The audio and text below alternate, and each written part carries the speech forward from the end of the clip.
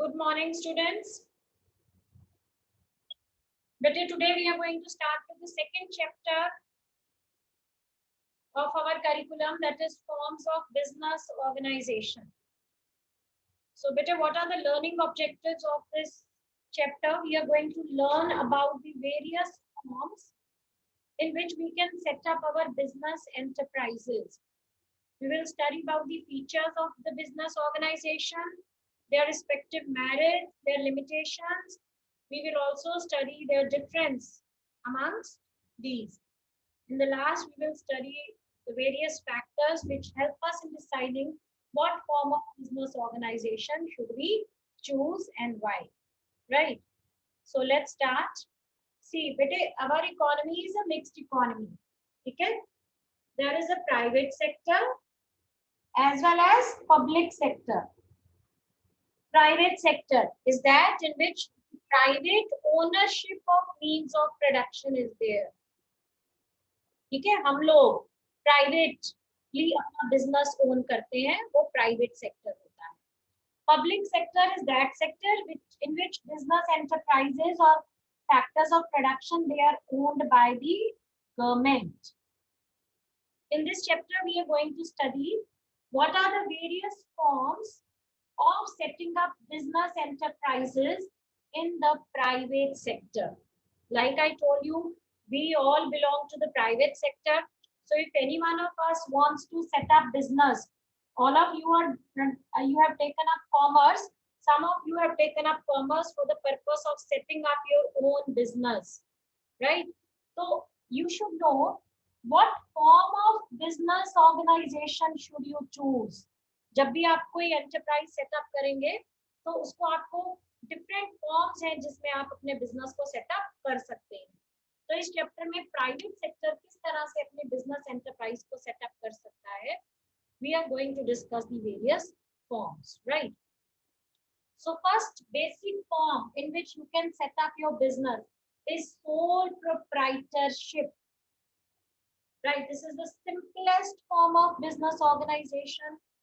Sole means one, single, proprietor means owner. So sole proprietorship is that form of business organization in which there is a single owner of the business enterprise.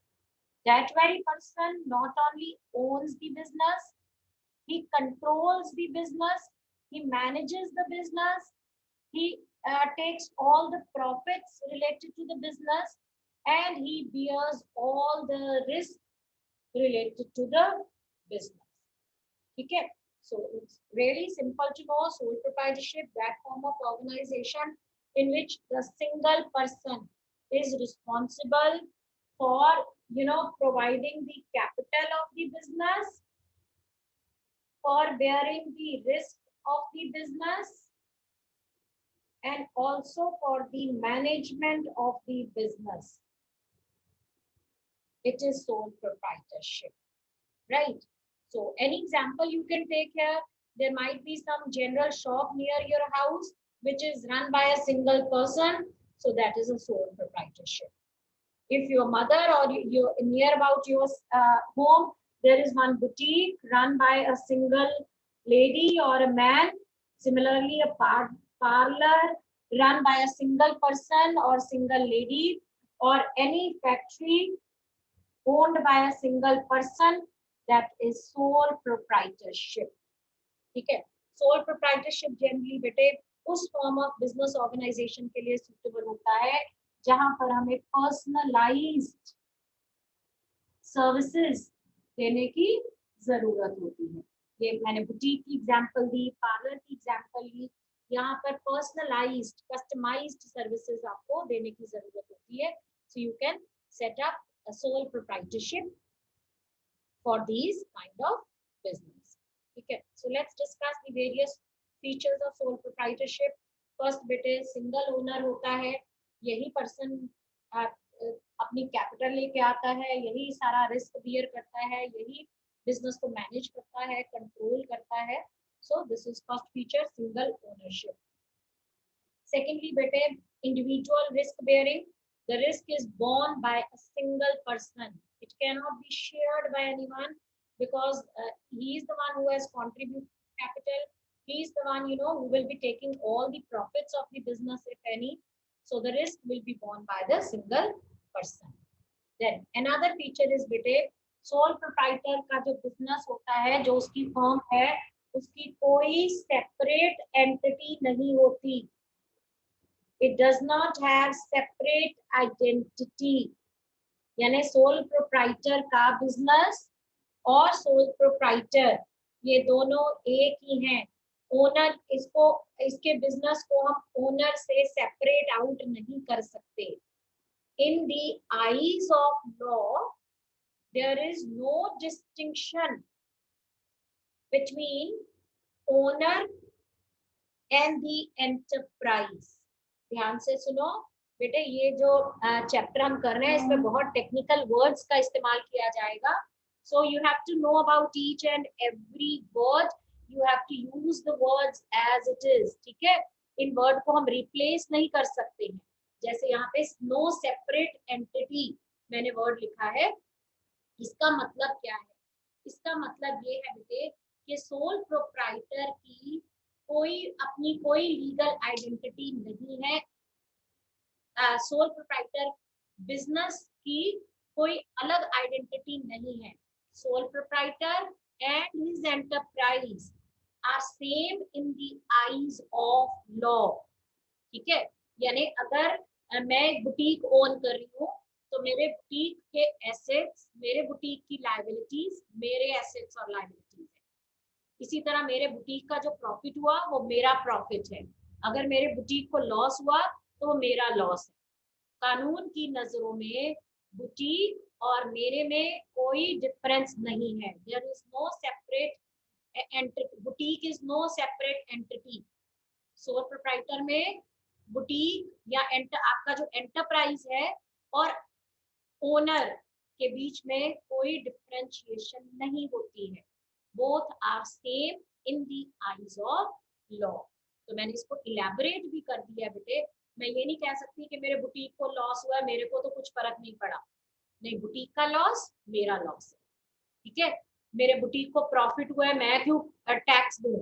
मेरे boutique का profit मेरा profit है. Right, मेरे assets, मेरी liabilities, मेरे boutique और मेरे assets और लायबिलिटीज में कोई फर्क नहीं है. ठीक है, so sole proprietorship has no separate legal identity separate from its owner. इसकी कोई अलग आइडेंटिटी नहीं है. इस बात पे हम स्ट्रेस इसलिए दे रहे हैं बेटे क्योंकि आगे हमने डिफरेंट फॉर्म्स ऑफ ऑर्गेनाइजेशन भी करनी है. तो उनमें कंपनी जो है, कंपनी की एक सेपरेट आइडेंटिटी होती है. लेकिन अभी हम बात कर रहे हैं सोल प्रोप्राइटरशिप की. तो सोल प्रोप्राइटरशिप में कोई सेपरेट एंटिटी नहीं होती. Sole proprietorship is same as that. Sole proprietor is same as sole proprietor enterprise. Right. So next बेटे हम कह सकते हैं that there is freedom of operation. Sole proprietor has freedom of operation. You know, उसको काम करने की पूरी फ्रीडम है. उसको किसी को कोई भी उसको रिस्ट्रिक्ट नहीं कर सकता. He can work of his own will. वो अपनी डिसीजंस खुद ले सकता है. उसको किसी से कोई भी बंदिश नहीं है. वो किसी से पूछने की अपनी मर्जी से वो पूछ सकता है. डिसीजन लेने से पहले किसी से कंसल्ट जरूर कर सकता है, बट उसको एज सच कोई मजबूरी नहीं है कि वो किसी के डिसीजन के ऊपर बाउंड हो. He has freedom of operation. और मोरओवर सोल प्रोप्राइटरशिप को सेटअप करने के लिए no legal formalities are required. ठीक है, कोई भी लीगल फॉर्मेलिटी की हमें जरूरत नहीं होती है. It can be easily set up. Easy to set up है, इजी टू क्लोज डाउन है. कोई लीगल फॉर्मेलिटीज की जरूरत नहीं होती. आपके घर में बहुत ज्यादा जगह पड़ी हुई है, आपने कहा चलो मैं यहाँ पर एक शॉप खोल लेता हूँ, तो आपको उसके लिए कोई लीगल फॉर्मेलिटीज करने की जरूरत नहीं है. कल को शॉप नहीं चली, आपने कहा अच्छा मैं बंद कर देता हूँ, तो भी आपको कोई लीगल प्रोसेस फॉलो करने की जरूरत नहीं। So these are easy to set up, these are easy to close down, no legal formalities are required for setting up sole proprietor business। ठीक है। बेटे दूसरी बात, बहुत ही इंपॉर्टेंट फीचर है इनका, ध्यान से सुनना है सबने, that is unlimited liability। By now I guess you know the meaning of liability, आपका अकाउंटेंसी स्टार्ट हो गया है, ठीक है, तो लाइबिलिटी का मीनिंग आपको पता है। अनलिमिटेड लाइबिलिटी का मतलब क्या है?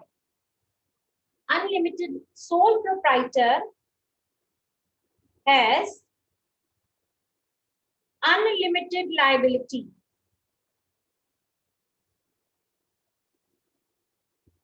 अनलिमिटेड लाइबिलिटी का मतलब his business, his personal assets can be used to pay off business debts। Her business में कोई ना कोई कर्ज रहता है, डेट्स होते हैं, लाइबिलिटीज होती है। अगर तो लाइबिलिटीज लिमिटेड हो, लिमिटेड का मतलब बिजनेस एसेट तक लाइबिलिटी है, लिमिटेड है, लेकिन इस केस में अनलिमिटेड लाइबिलिटी होती है। अनलिमिटेड लाइबिलिटी का मतलब है कि सोल प्रोप्राइटर की लाइबिलिटी सिर्फ उसके बिजनेस एसेट्स तक ही लिमिटेड नहीं है, उसके पर्सनल एसेट्स भी यूज किए जा सकते हैं उसके बिजनेस के डेट्स को पे ऑफ करने के लिए। ठीक है, क्योंकि सोल प्रोप्राइटर और सोल प्रोप्राइटर का बिजनेस एक ही बात है, कानून की नजरों में ये दोनों एक है। तो लेट अस सपोज मैंने एक बिजनेस सेटअप किया, ठीक है, इसमें मैंने 5 लाख रुपए इन्वेस्ट कर दिए और ये बिजनेस को रन करने के लिए मेरे को रॉ मटेरियल वगैरह की जरूरत थी, मशीनरी की जरूरत थी, तो मैंने over a period of time इस पर्सन से 7 लाख रुपए के रॉ मटेरियल और मशीनरी वगैरह खरीद लिए। अब क्या हुआ, ये मेरे बिजनेस मेरा लॉस में चला गया, मेरे पास बहुत सारा स्टॉक अंदर पड़ा हुआ है लेकिन वो बिक नहीं रहा है, या उसको मैंने सस्ते दामों में बेच दिया। ठीक है, अब ये मेरे 5 लाख तो डूब गए, मेरे 5 लाख रुपीस कहाँ गए, ये खत्म हो गए, ये मुझे पता भी नहीं चला। ठीक है, तो अब मेरे ऊपर जब मैंने बिजनेस अपना बंद किया तो मेरे ऊपर 7 लाख रुपए का कर्जा है। आई हैव टू पे, ये मेरे क्रेडिटर्स हैं, I have to pay them 7 lakh rupees. अब मैं कहूँ कि भी मैंने तो 5 लाख इन्वेस्ट किए थे, अब 5 लाख से ज्यादा मैं नहीं दे सकती, ये तो मेरे डूब ही गए, अब मेरी लाइबिलिटी खत्म हो गई। बट बेटे सोल प्रोप्राइटर की लाइबिलिटी लिमिटेड नहीं है। अगर इसकी लाइबिलिटी लिमिटेड होती तो सिर्फ वो 5 लाख तक का नुकसान झेलता। अभी क्या है, उसकी लाइबिलिटी क्या है, अनलिमिटेड है। तो ये कह के कि भी मेरे पास मैंने अब पैसे नहीं दे सकता, मैंने 5 लाख इन्वेस्ट किए थे तो मेरे 5 लाख डूब गए, अब मैं और क्या करूं। लेट अस से आपके पास एक घर है जिसकी वैल्यू 20 लाख रुपए है। ठीक है, तो उस केस में आपके जो कर्जदार है वो कहेंगे अपने पर्सनल एसेट को यानी कि घर को बेच के हमारे 7 लाख रुपए चुकाओ। इस केस में सोल प्रोप्राइटर रिफ्यूज नहीं कर सकता। क्यों नहीं कर सकता? क्योंकि वो और उसका बिजनेस सेम एंटिटी है, इसीलिए उसकी लायबिलिटी अनलिमिटेड है। अनलिमिटेड लायबिलिटी का मतलब ये होता है कि उसके पर्सनल एसेट्स उसके बिजनेस डेट्स को चुकाने के लिए यूज किए जा सकते हैं। Is it clear? Sole proprietor has unlimited liability, which means that the personal assets of the sole proprietor can be used to pay off business debts। ठीक है, अब वो ये नहीं कह सकता कि मेरे पास तो 5 लाख थे, 5 लाख खत्म हो गए, मेरे सारे पैसे डूब गए हैं, अब मैं आपका कर्जा नहीं उतार सकता।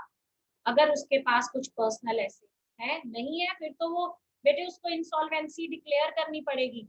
ठीक है, लेकिन अगर उसके पर्सनल एसेट्स हैं, उसको पर्सनल एसेट्स को बेच के उनको इनका कर्जा उतारना पड़ेगा। This is feature as well as demerit of sole proprietorship. यहाँ तक बेटे किसी को कोई डाउट? ये सोल प्रोप्राइटर का जो बिजनेस होता है वो जनरली स्मॉल इन साइज होता है, ठीक है। They can not afford bigger size, क्योंकि सोल प्रोप्राइटर सोल ओनर है, is the only proprietor, so he does not have much of the capital to invest in the business. As a result, sole proprietor firms they operate on small scale, ठीक है। सारे funds एक ही person arrange कर रहा है, management भी वही कर रहा है, कंट्रोल भी एक ही पर्सन के हाथ में है। तो एक ही पर्सन के पास बेटे लिमिटेड फंड्स होते हैं, उसकी मैनेजरियल एबिलिटी भी लिमिटेड होती है, ठीक है। तो इसीलिए उसका जो स्केल ऑफ ऑपरेशन है वो लिमिटेड ही रहता है, ठीक है। जैसे मैंने अभी आपको जितनी भी एग्जांपल्स दिए बेटे सोल प्रोप्राइटर की, आपके घर के पास जनरल शॉप है, ठीक है, आपके घर के पास बुटीक है, पार्लर है या कोई फैक्ट्री है, तो वो स्मॉल स्केल पर ही है। क्यों? क्योंकि वो स्मॉल एक सिंगल पर्सन रन कर रहा है, क्योंकि सिंगल पर्सन के पास लिमिटेड कैपिटल होती है, लिमिटेड मैनेजरियल एबिलिटी होती है, तो इसीलिए वो अपने फर्म का साइज ज्यादा बड़ा नहीं कर सकता। He keeps on operating eight on small size. Then another important feature bete lack of business continuity. जो sole proprietor का business है, it suffers from the lack of business continuity. ठीक है, उसका क्या मतलब है? अगर sole proprietor की डेथ हो जाती है या वो इंसॉल्वेंट हो जाता है, कंगाल हो जाता है या लुनेटिक हो जाता है, लुनेटिक मीन्स मेंटल की डिस्टर्ब हो जाता है, ठीक है, और he suffers from any physical ailment. If a sole proprietor dies, he becomes insolvent, he becomes lunatic, he is suffering from any physical ailment, then business comes to an end, business बंद हो जाएगा, ठीक है। इसका business के ऊपर direct effect पड़ेगा अगर बिजनेसमैन सोल प्रोप्राइटर जो है उसकी डेथ हो जाती है, वो इंसॉल्वेंट हो जाता है, ल्यूनेटिक हो जाता है, या उसको कोई भी फिजिकल एलिमेंट हो जाती है, it will have a direct impact on the business, it may lead to the end of the business, ठीक है। क्योंकि बिजनेस और बिजनेसमैन, सोल प्रोप्राइटर और सोल प्रोप्राइटर का enterprise one and the same thing है in the eyes of law. So अगर उसकी death हो गई तो इसका मतलब business enterprise also comes to an end, ठीक है। So these are the features of sole proprietorship. Small size Manya, small size क्यों? जनरली जो सोल प्रोप्राइटर है वो स्मॉल साइज में ऑपरेट करते हैं, तो इसका रीजन क्या है? रीजन ये है क्योंकि sole proprietorship which is being run by a sole person, एक पर्सन आपके पास। अब अगर मैं आपको बोलूं, आप बोलो मैम मेरे को सोल प्रोप्राइटरशिप में बिजनेस सेटअप करना है, तो मैंने कहा अच्छा ठीक है, आपके पास कितने पैसे, आप कितने अरेंज कर लोगे? 10 लाख, 20 लाख, 40 लाख, ठीक है, एक सिंगल पर्सन इतने को ही अरेंज कर पाएगा। फिर अगर आपको सोल प्रोप्राइटर में रन करना है तो आपको मैनेज भी खुद ही करना पड़ेगा। You are controlling your business, you are managing your business, you are taking all the decisions regarding your business, ठीक है। तो आप कितना को इन्वेस्ट कर लोगे और अपनी कितनी को डिसीजंस ले लोगे? लेट्स से आपको एक स्कूल खोलना है, ठीक है, तो आप क्या सोचोगे? आपने मैम मैंने सब कुछ करना है, मैंने पैसे लगाने हैं, मैंने ही उसको देखा करना है, मैंने ही उसकी प्रिंसिपल बनना है, मैंने ही सारे डिसीजंस लेने हैं। तो बेटे अगर मैं आपको बोलूं ऐसे करो कि आप बहुत बड़ा एक स्कूल ले लो जिसमें 10,000 बच्चे हो, can you manage it? You won't be able to manage it, ठीक है। तो स्मॉल साइज पर ही जनरली सोल प्रोप्राइटरशिप सक्सेसफुल होती है। Is it clear now? Okay, but business can be controlled by his own children in case of death. Yes बेटे, अगर एक बिजनेसमैन की डेथ हो जाती है और उसके बच्चे आगे संभालना चाहते हैं तो उस केस में बिजनेस उनके नाम का आ जाएगा ना, ठीक है, उनके नाम पे आ जाएगा बिजनेस, उनको दोबारा से अपने नाम पे करवाना पड़ेगा, फिर वो ओनर बन जाएंगे ना, राइट?